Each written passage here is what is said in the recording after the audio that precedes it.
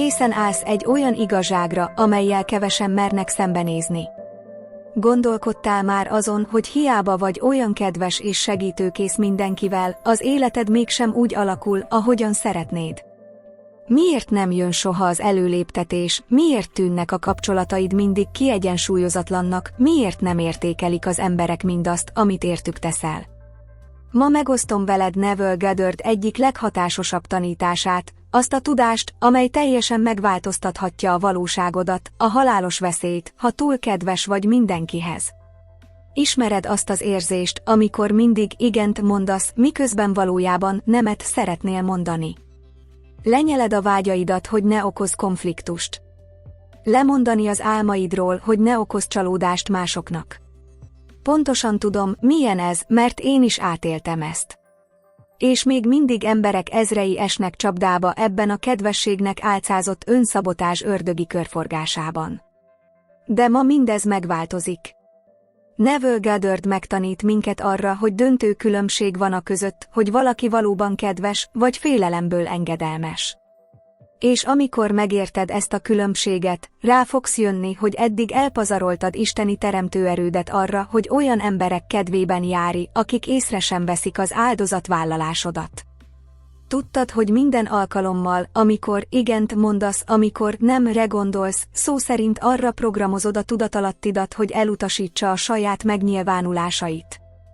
Hogy minden alkalommal, amikor lekicsinyled magad, hogy mások jobban érezzék magukat, azt üzened az univerzumnak, hogy nem érdemled meg a bőséget. Amit a következő néhány percben felfedek, az néhányakat sokkolni fog, de sokakat felszabadít. Mert állandóan kedvesnek lenni nem erény, ez az önpusztítás egy finom formája. Neville Goddard pedig a leghatásosabb előadásaiban pontosan elmagyarázza, hogy miért. Ha eleged van abból, hogy láthatatlan vagy, hogy nem tisztelik a határaidat, hogy a megnyilvánulásaidat olyan viselkedésminták akadályozzák, amelyek már nem szolgálják isteni célodat, akkor itt az ideje, hogy felébredj. Itt az ideje, hogy megértsd, miért szabotálja a túlzott kedvességed azt a képességedet, hogy megnyilvánítsd azt az életet, amit megérdemelsz. Készülj fel egy olyan igazságra, amely teljesen átformálja azt, ahogyan a világot látod, és ami még fontosabb, ahogyan önmagadat látod. Mert ma felfedezed a valódi erődet, azt, ami mindig is ott volt benned, de eddig féltél használni. És ne feledd, amit most hallani fogsz, az nem arról szól, hogy rossz vagy önző emberré válj. Arról szól, hogy tiszteld belső isteniségedet és nyilvánítsd ki legmélyebb vágyaidat, ahogyan Neville Goddard tanította. Készen állsz erre az átalakulásra. Most azt akarom, hogy nagyon figyeljetek arra, amit mondani fogok nektek. Van egy veszélyes illúzió, amely tönkreteszi az álmaitokat anélkül, hogy észrevennétek. Neville Goddard túlzott puhányságnak nevezte el ezt az állandó igényt, hogy tetszeni akarunk, hogy kedvesek akarunk lenni, hogy mindenáron el akarjuk kerülni a konfliktust. Felismered magadat a fenti helyzetek valamelyikében. A főnököd arra kér, hogy túlórázz, annak ellenére, hogy fontos kötelezettségeid vannak, és te mosolyogva igent mondasz, miközben a szíved azt mondja, hogy nem. Vagy esetleg az a barátnő, aki mindig szívességet kér, de soha nem ér rá, amikor szükséged van rá, és te mégis tovább segítesz, mert félsz, hogy önzőnek tűnsz. Tudod, miért csináljuk ezt? Mert életünk egy bizonyos pontján megtanultuk, hogy szeretve lenni azt jelenti, hogy kényelmesnek lenni. Hogy ahhoz, hogy tiszteletet érdemeljünk, fel kell adnunk a saját akaratunkat. De hadd mondjak neked valamit, ami örökre megváltoztatja a szemléletedet, minden egyes igen, amit akkor adsz, amikor nemet akarsz mondani, egy nyilatkozat az univerzumnak, hogy az igényeid nem számítanak. Neville forradalmi dolgot tanít nekünk, a tudatod az egyetlen teremtő erő az univerzumban. De hogyan várhatod el, hogy megteremtsd álmaid valóságát, ha folyamatosan arra programozod a tudatodat, hogy elhidd, a te vágyaid kevésbé fontosak, mint másoké? Mintha egy varázspálcával születtél volna, amely képes arra, hogy vágyaidat valósággá változtasd. De ahelyett, hogy használnád, azzal töltöd a napjaidat, hogy engedélyt kérsz a létezésedre, bocsánatot kérsz, amiért helyet foglalsz, a figyelem és a tisztelet morzsáinak koldulásáért könyörögsz. Olyan kapcsolatokat tűrsz el, amelyek lealacsonyítanak, mert félsz a magánytól. Elfogadsz egy alacsonyabb fizetést, mint amit megérdemelsz, mert félsz hálátlannak tűnni. Hagyod, hogy az emberek eltapossák az álmaidat, mert azt hiszed, hogy a konfrontáció rossz dolog. És tudod, mi a legszomorúbb? Ezt nevezette jó embernek. De felteszek neked egy kérdést, milyen jóság az, ami kisebbé tesz téged? Miféle erény az, ami elfojtja az adottságaidat? Neville Goddard azt tanítja nekünk, hogy a lelkiismereted isteni, Isten munkálkodik rajtad keresztül. És amikor kicsinyíted magad, akkor éppen azt az isteni kifejezést kicsinyíted, amiért jöttél, hogy megnyilvánulj ebben a világban. Elgondolkodtál már azon, hogy miért van szükséged mindenki jóváhagyására, mielőtt döntést hozol? Miért konzultálsz 10 emberrel, mielőtt ruhát vásárolsz, munkahelyet váltasz vagy kapcsolatot kezdesz? Az igazság az, hogy kiszervezted a döntésed hatalmát, mert félsz felelősséget vállalni a saját életedért. Olyan, mintha lenne egy aranykulcsod, amely képes lenne kinyitni álmaid összes ajtaját, de ahelyett, hogy használnád, kint állsz, félénken kopogtatsz, és arra vársz, hogy valaki engedélyt adjon neked a belépésre. És tudod, mi a legironikusabb? Azok az emberek, akiknek olyan keményen próbálsz megfelelni, éppen azok, akik már használják a saját kulcsukat, élik a saját életüket, és megvalósítják a saját vágyaikat. Ez az igazság, amit el kell mondani, a túlzott kedvességed nem erény, ez kedvességnek álcázott félelem. És amíg ezt nem veszed észre, addig továbbra is láthatatlan maradsz egy olyan világban, amely elvárja, hogy ragyogj. Most elárulok valamit, ami teljesen meg fogja változtatni azt, ahogyan a világot és a helyedet látod benne. Neville Goddard egy olyan mély igazságot tanított nekünk, amelyet keveseknek van bátorsága elfogadni, az isteni erő közvetlen kifejeződése vagy. Nem egy szikra, nem egy távoli tükröződés, hanem maga a teremtő erő működésben. De tudod-e, mi a legnagyobb akadály közted és a végtelen erő között? Az, hogy engedélyt kell kérned arra, hogy nagyszerű lehess. Gondolj csak bele, láttad már a napot engedélyt kérni arra, hogy ragyoghasson? Egy rózsát, amelyik bocsánatot kér az illata miatt. Pontosan így viselkedsz te is, amikor csökkented a ragyogásodat, hogy ne árnyékolj be másokat. Minden nagy név a történelemben, minden olyan személy, aki valóban átalakította a világot, egy dolog közös volt bennük, megértették isteni tekintélyüket. Ifjabb Martin Luther King nem kért engedélyt az álmodozásra. Einstein nem alázta meg magát, hogy mások kényelmesen érezzék magukat az elméleteivel. És tudjátok miért? Mert rájöttek, hogy ha csökkentik a hatalmukat, az azt jelenti, hogy csökkentik Isten rajtuk keresztül történő kifejeződését. Nézzetek körül! Azok az emberek, akiket a legjobban csodálsz, akik természetes módon tiszteletet parancsolnak, nem feltétlenül a leggazdagabbak vagy a legszebbek. Ők azok, akik világos határokat szabnak, akik tudják, hogy mit érnek, akik nem cserélik el a lényegüket külső elismerésért. Amikor igazán megérted isteni értékedet, valami varázslatos dolog történik, a világ elkezd átrendeződni körülötted. Az emberek nem tesztelik tovább a határaidat. A lehetőségek maguktól kezdenek megjelenni. A bőség könnyedén áramlik. Nem azért, mert megváltoztattad a világot, hanem azért, mert megváltoztattad a tudatosságodat a helyedről a világban. Egy erőteljes gyakorlatot fogok adni neked, amivel még ma elkezdheted ezt az átalakulást. Minden alkalommal, amikor döntést készülsz hozni, állj meg, és tedd fel magadnak ezt a szent kérdést, tiszteletben tartja ez a döntés az isteni tekintélyemet? Ha a válasz nem, akkor már tudod, mit kell tenned.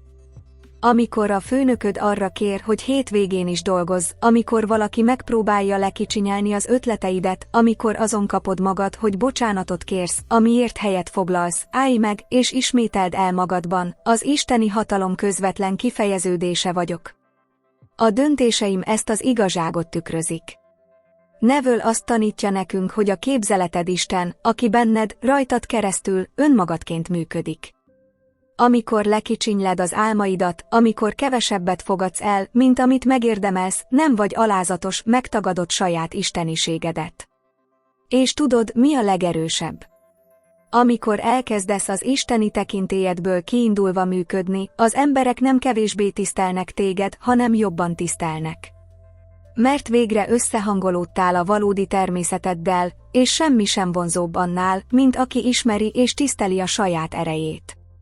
Tehát mától kezdve ne kéri engedélyt arra, hogy rendkívüli lehess. Ne kéri bocsánatot az adottságaidért.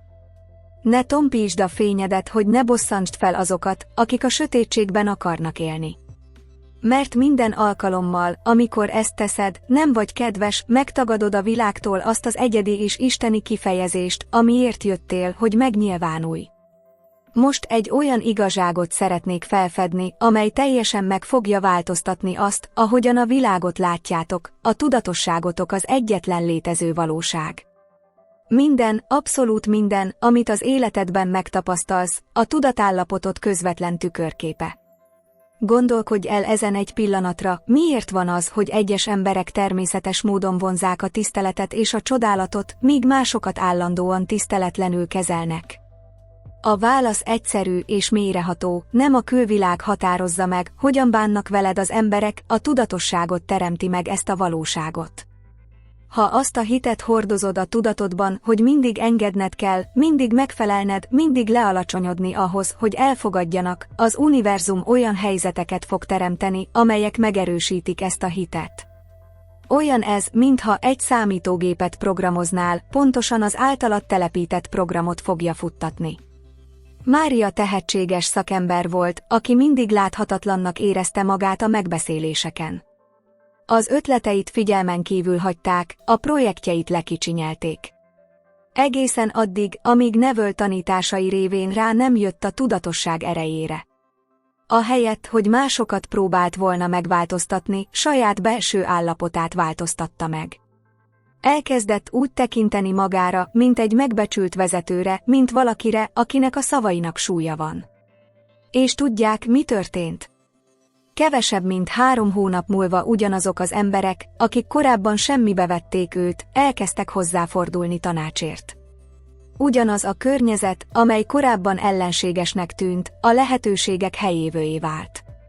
Nem azért, mert a világ megváltozott, hanem mert az ő tudata megváltozott. Nem azt vonzod, amit akarsz, azt vonzod, ami vagyok. Ha a tudatosságod az alávetett székben rezeg, olyan helyzeteket fogsz vonzani, ahol alávetik magadat. Ha a tudatosságod az isteni tekintélyben rezeg, a világ erre a frekvenciára fog reagálni. Most megtanítok nektek egy erőteljes technikát, amit Neville a feltételezett állapotnak nevezett el. Csukjátok be a szemeteket egy pillanatra. Vegyetek egy mély lélegzetet. Most képzeld el magad egy olyan helyzetben, ahol mélyen tisztelnek téged. Lásd, hogy az emberek figyelmesen hallgatnak téged. Érezd a szavaid súlyát. Vedd észre, hogy a jelenléted természetes módon tiszteletet parancsol. Ez nem csak egy vizualizáció, ez egy állapotváltozás. Szó szerint átprogramozod a tudatodat egy új valóságra. Tedd ezt minden reggel és lefekvés előtt. Élj az isteni erőnek ebből a helyéről, még akkor is, ha a külvilág még nem tükrözi ezt a változást.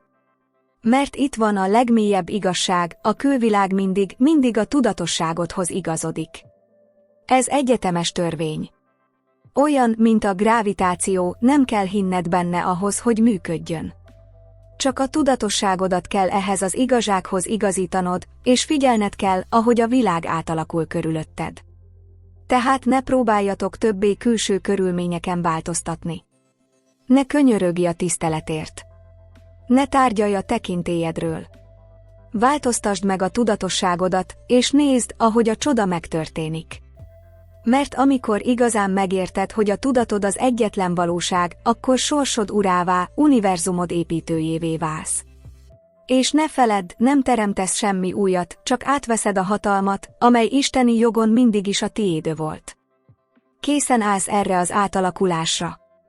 Most egy olyan erőteljes technikát fogok felfedni, amely egyetlen perc alatt képes átalakítani a valóságodat. Igen, jól hallottad, egyetlen perc lehet a kapu egy olyan élethez, ahol természetes módon tisztelnek és megbecsülnek. Tudod, hogy a legtöbb ember miért él továbbra is alárendelt életet? Mert napi 23 órát és 59 percet töltenek azzal, hogy a korlátaikat erősítik, majd abban reménykednek, hogy egy alkalmi pozitív gondolat majd mindent megváltoztat. Neville Goddard azonban forradalmi dolgot tanított nekünk, nem a gyakorlás hossza számít, hanem az érzés intenzitása. Hadd osszam meg veletek valami rendkívüli dolgot. Anna tanárnő volt, aki mindig lekicsinyeve érezte magát az iskolai megbeszéléseken. Véleményét figyelmen kívül hagyták, ötleteit elutasították. Egészen addig, amíg fel nem fedezte ezt az egyperces technikát. Minden nap, mielőtt belépett volna a tanáriba, megállt 60 másodpercre, és pontosan azt csinálta, amit most megtanítok nektek. Először is becsukta a szemét, és 3 mély lélegzetet vett. Ezután élénk jelenetet teremtett a fejében, látta magát a megbeszélésen ülni, és abszolút magabiztosan megosztani az ötleteit. Hallotta a tiszteletteljes csendet, miközben beszélt, látta az elismerő mosolyokat, érezte az elismerés melegét, amely átjárta a testét. De itt van a titok, ami mindent megváltoztatott, nem csak vizualizált, érzett is. Érezte a sejtjeiben a bizalmat, a DNS-ében a bizonyosságot, a lelkében az erőt. Egy teljes percig az a tisztelt és megbecsült változata volt önmagának. Mindössze 2 hét alatt valami hihetetlen dolog kezdett történni. Ugyanazok az emberek, akik korábban nem törődtek vele, elkezdték kikérni a véleményét. Az ötleteit nem csak meghallgatták, hanem meg is tapsolták. És mindez egyetlen perccel kezdődött. Ez a feltételezés ereje, amit Neville tanított nekünk. Nem kell órákig meditálni vagy megerősítéseket ismételgetni. 1 percre van szükséged, de 1 percre, amikor teljesen elmerülsz az új valóságodban. Tedd meg velem együtt most. Csukjátok be a szemeteket. Vegyetek egy mély lélegzetet. Lásd magad egy olyan helyzetben, ahol a jelenléted természetes módon tiszteletet parancsol. Talán egy fontos megbeszélésen, egy családi összejövetelen, vagy egyszerűen csak sétálsz az utcán. Figyeld meg, hogyan reagálnak az emberek az energiádra. Érezd a lényedből áradó erőt. Most fokozza ezt az érzést. Hagyja, hogy ez az érzés betöltse testének minden sejtjét. 1 percre már nem próbálod elérni, hogy tiszteljenek téged, te vagy tisztelve. Nem próbálod, hogy megbecsüljenek, megbecsültek vagytok. Ez a természetes valóságod, az isteni állapotod. És most jön a legerősebb rész, amikor kinyitod a szemed, tartsd meg ezt az érzést. Ne hagyd, hogy a külvilág érvénytelenítse a belső igazságodat. Mert a teljes elfogadásnak az a perce sokkal erősebb, mint a kétségek és félelmek évei. Tedd ezt minden nap, lehetőleg olyan helyzetek előtt, ahol korábban kicsinek érezted magad. 1 perc reggelente. 1 percet fontos találkozók előtt. 1 perc lefekvés előtt. És figyeld, ahogy a külvilág kezd alkalmazkodni az új frekvenciádhoz. Mert amikor magadhoz veszed isteni erődet, akár csak 1 percre is, olyan erőt aktiválsz, amely túllép az időn és a téren. Többé már nem engedélyt kérsz arra, hogy nagyszerű lehess, a nagyságodat kész ténynek nyilvánítod. És ne feledd, nem az idő számít, hanem az érzés intenzitása. 1 perc teljes meggyőződéssel megélt perc többet ér, mint egy életen áttartó üres vágyakozás. Készen állsz arra, hogy elkezd az átalakulást. A te 1 percéd most kezdődik. Most feltárom azt az igazságot, amit kevesen mernek beismerni, az érzelmi függőséget szó szerint blokkolja a megnyilvánulásaidat. És nem, ez nem azt jelenti, hogy hideggé vagy távolságtartóvá kell válnod. Sőt, épp ellenkezőleg. Ismered azt az üres érzést, amikor senkinek sem tetszik a fotód. Azt a szorongást, amikor a főnököd nem válaszol azonnal az üzenetedre.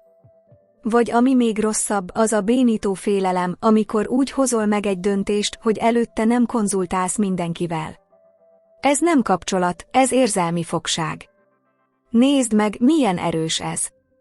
Claire sikeres terapeuta volt, aki emberek tucatjain segített, de mások véleménye túszként tartotta fogva.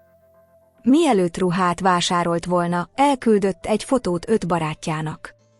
Mielőtt elfogadott egy ügyfelet, konzultált a kollégáival. Az élete a külső megerősítés állandó keresése volt.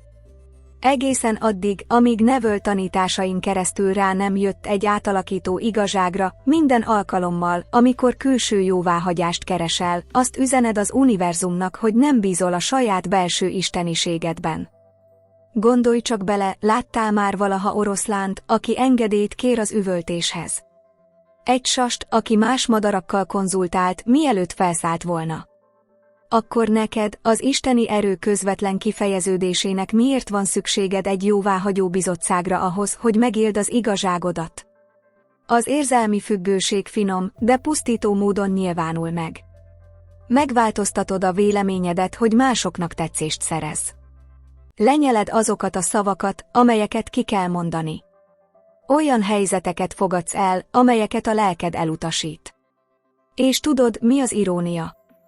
Azok az emberek, akiknek annyira igyekszel megfelelni, valószínűleg túlságosan lefoglalja őket a saját életük élése ahhoz, hogy észrevegyék az áldozatvállalásodat. Íme egy kihívás, ami felnyitja a szemed, a következő 24 órában vezess egy mentális számlálót.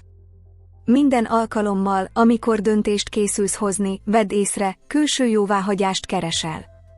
Kényszeresen ellenőrzöd a telefonodat, hogy megerősítést kapj. Meggondolod magad, hogy elkerüld a konfliktust. De vigyázz, az érzelmi függetlenség nem jelenti azt, hogy megszakítod a kapcsolatokat vagy érzéketlenné válsz. Azt jelenti, hogy annyira biztos vagy az isteni erődben, hogy képes vagy a valódi kapcsolatokat választani a mérgező függőségek helyett. Amikor megszabadulsz az állandó jóváhagyás igényétől, valami varázslatos dolog történik, az emberek természetes módon kezdenek el tisztelni téged. Miért van ez így? Mert végre tiszteled a saját isteniségedet. És tudod, mi a legmélyebb titok? Igazi érzelmi kapcsolat csak akkor lehetséges, ha megszabadulsz az érzelmi függőségtől.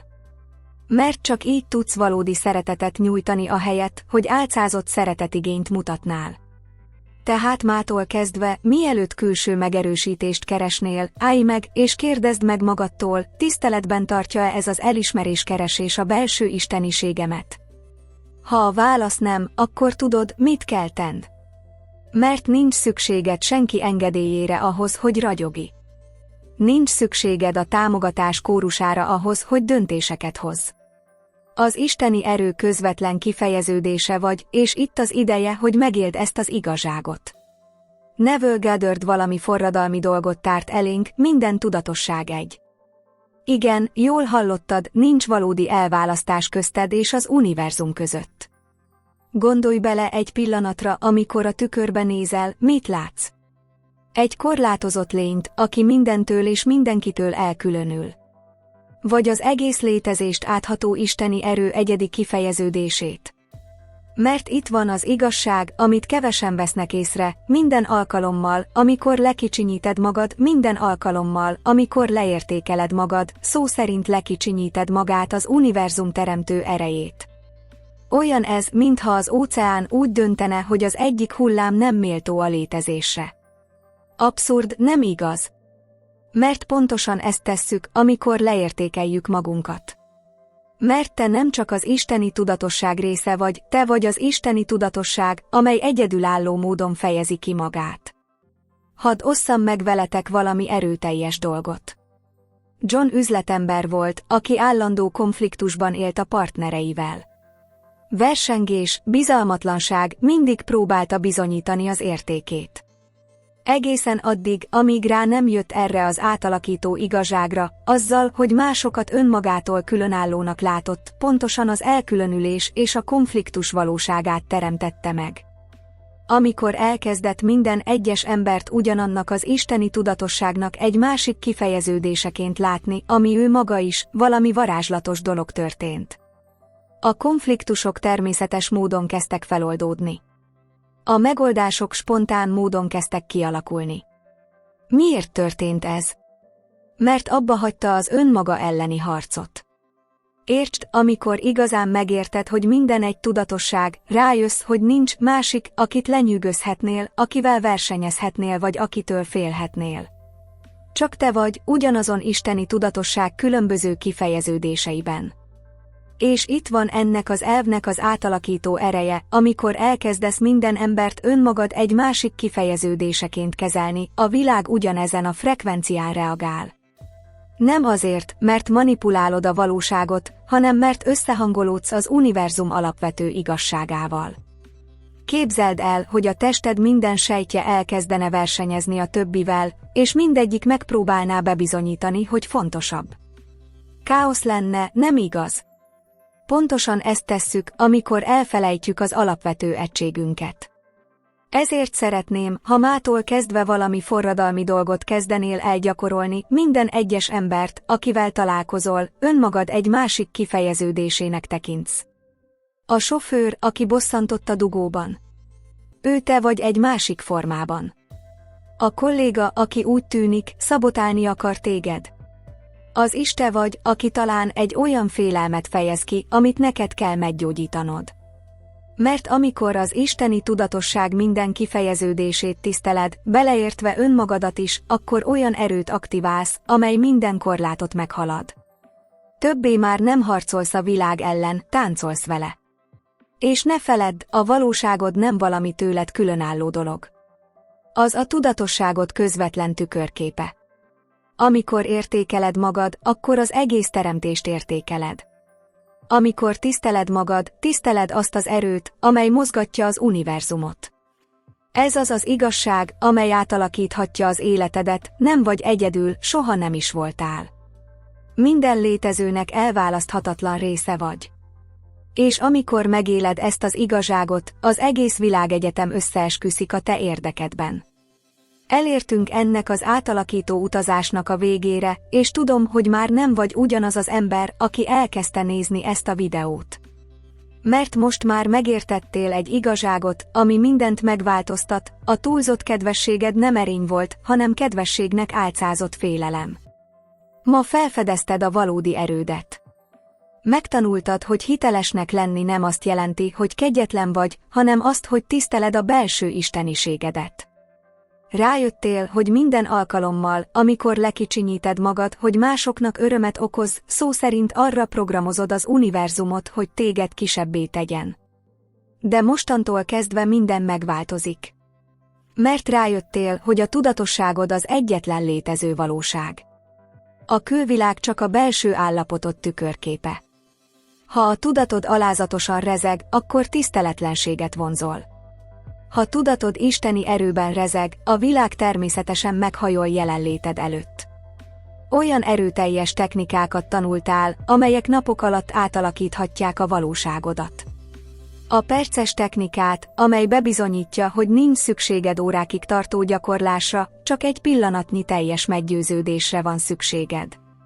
Az isteni tekintély gyakorlása, amely felfedi természetes hatalmadat, hogy tiszteletet parancsolj magadnak.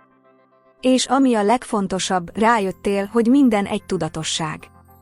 Hogy azzal, hogy leértékeled magad, magának az univerzumnak a teremtő erejét csökkented. Hogy hatalmad vállalásával tiszteled az isteniséget, amely az egész létezést áthatja. Tehát mától kezdve ne kéri engedélyt a létezésedre. Ne kéri bocsánatot a ragyogásodért. Hagyd abba a fényed elhalványítását, hogy mások kényelmesen érezzék magukat a középszerűségedben. Mert te az isteni erő közvetlen kifejeződése vagy. És a világ nem tiszteli azokat, akik nem tisztelik önmagukat. Ez a te időd. Ez a te pillanatod. Az átalakulás már elkezdődött. Mondd el a hozzászólásokban, ennek az előadásnak melyik része érintette meg leginkább a szívedet. Melyik kinyilatkoztatás ébresztett benneteket rá, hogy az isteni potenciálotok alatt éltek? Ha többet szeretnél megtudni Neville Goddard átalakító tanításairól, iratkozz fel a csatornájára most, és kapcsold be az értesítéseidet. Mert minden héten olyan tartalmakat hozunk neked, amelyek segítenek abban, hogy manifestáld azt a rendkívüli életet, amit megérdemelsz. És ne feledd, nem kell engedélyt kérned ahhoz, hogy nagyszerű legyél. Nincs szükséged jóváhagyásra ahhoz, hogy ragyogj. Már most is isteni vagy, most itt az ideje, hogy megéld ezt az igazságot. Találkozunk a következő videóban. Addig is, lépj az erődbe, és nézd, ahogy a világ megváltozik körülötted. Katalin vagyok, és te sokkal hatalmasabb vagy, mint gondolnád.